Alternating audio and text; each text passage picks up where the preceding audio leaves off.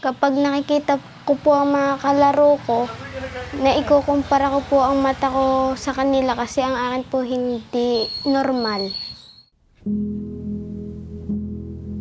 Kapag po ako'y nagsasalamin, nakikita ko po na hindi pantay ang aking mata.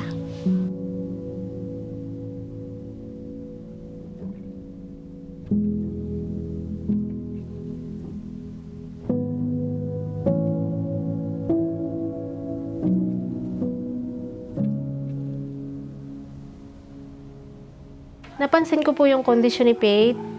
Siguro po mga weeks pa lang po siyang naipanganak. Pag po minumulat niya yung mata niya, hindi po siya pantay doon sa kanang mata niya.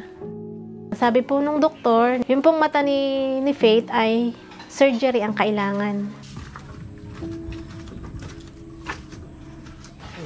Nung panahon po kasi na yun, medyo hirap din po kami talaga sa buhay. Nung matanong ko nga yung doktor kung magkano ang aming magagastos, ang sabi sa amin, hindi ho daw bababa ng 150K. Masakit ho para sa akin na hindi ko mapagamot yung aking anak, pero sabi ko nga sa anak ko, sa isip ko lang, na hindi ako titigil hanggat hindi ko mapapaoperahan ang aking anak.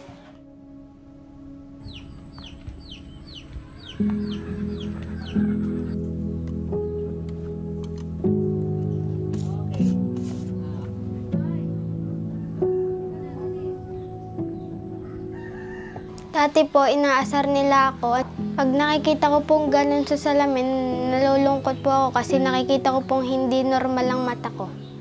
Nung pong ako hindi pa naoperahan, parang hindi ko pa po masyadong gusto maglaro kasi minsan po niloloko po ako ng mga kalaro ko. May mga pagkakataon po na yung mga kalaro niya, parang siyempre po bata, hindi naman natin maiwasan.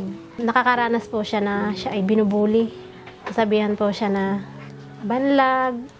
Minsan nga po naiyak, sinasabihan daw po siya ng duling. Bilang isang ama at makita mo na uuwi ang anak mo galing sa laruan, naiyak, talagang nasasaktan ako. Kaya lang lagi kong sinasabi sa anak ko, hayaan mo na yun sila. Basta lagi mong tatandaan. Sabi ko, mahal na mahal ka ng mama mo at ng papa mo. Sinabi ko po kay mama na gusto ko na pong magpa-opera para maging normal na din po ang mga mata ko, katulad po sa mga kalaro ko, para hindi na nila ako lokohin. Dinadasal ko po nun na sana talagang mapa-opera ko yung anak ko. Lagi naming dinadasal na sana mga po isang araw na may tumulong sa amin na mapa-opera nga po yung mata ni Faith.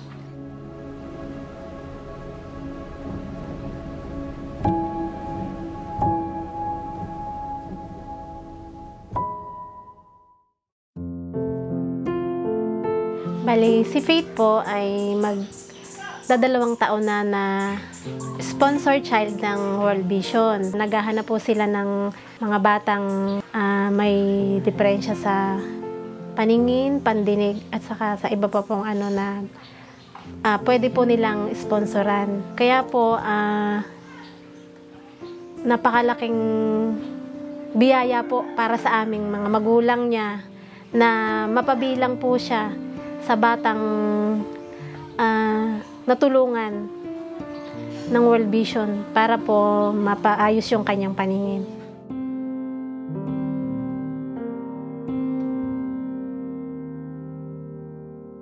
Nung nilagyan na po ako ng swero,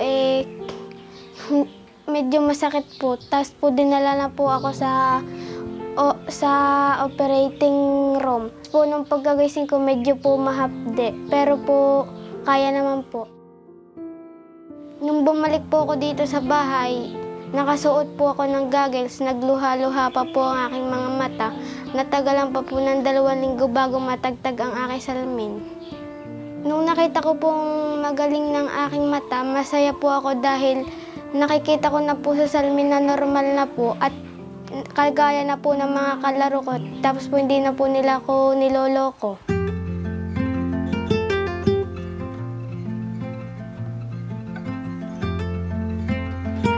Dati po, nung hindi pa po siya na operahan, siya po ay mahiyain. Ang kadalasan nga po, kuya na lang niya yung kanyang kalaro sa mga pinsan niya hanggang sa naoperahan siya. Napansin ko po sa kanya na napakalaki po ng in-improve ng kanyang kumpiyansa niya sa sarili niya. Lalong papasalamat din naman nga ako sa Diyos na kahit yung anak ko nawala na sa kanya yung parang pagiging mahiyain niya. Kumbaga lahat na ng bata rito sa amin kaibigan niya na, kalaro niya na po. Nung naoperahan na po ako ng ayos ng aking mata, napapag-isip-isip ko na rin po na palalabas na rin po ako kasi po ayos na naman po ang mata. Hindi na po nila ako maloloko kasi wala na po silang lolokoy sa akin.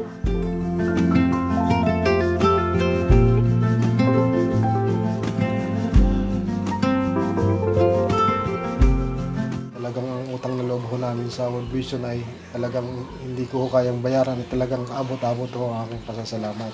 Pero dahil nga ako sa World Vision ay nalutas yung aming matagal nang pinoproblema. Kaya higit ho ako nagpapasalamat siyempre sa Panginoon. Pangalawa ako sa World Vision. Sana nga po, yun nga po, madami pa kayong matulungan. Yung pong tulong na ibigay nyo sa amin, gagawin na rin po namin sa ibang tao. Kung halimbawa may pagkakataon po kami at pagkulooban ng Panginoon. Magaling ng aking mata, masaya po ako dahil nakikita ko na po sa salamin na normal na po at kagaya na po ng mga kalaro ko.